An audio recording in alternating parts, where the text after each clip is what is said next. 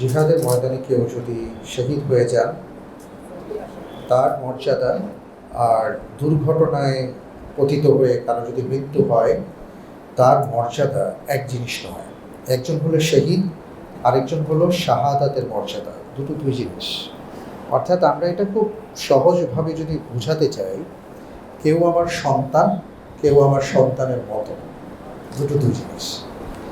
আর দ্বিতীয়ত আপনি যেটা বলেছেন যে কোন কোন ক্ষেত্রে শাহাদাতের মর্যাদা লাভ করা যায়, এই ক্ষেত্রে হাদিসের মধ্যে অনেক বিষয় আসছে। যেমন কেউ কারো অধিকার থেকে বঞ্চিত হলে, অধিকার আদায় করতে গিয়ে কেউ যদি নিহত হন, অথবা কাউকে যদি অন্যায়ভাবে হত্যা করা হয়, অথবা কেউ যদি দুর্ঘটনায় পতিত হয়ে নিহত হন, অথবা কেউ যদি আগুনে পুড়ে মারা যান, কেউ যদি পানিতে পড়ে মারা যান, এমন অনেকগুলো বর্ণনা আসছে।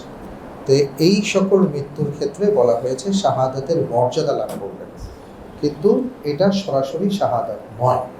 জাযাকুমুল্লাহ।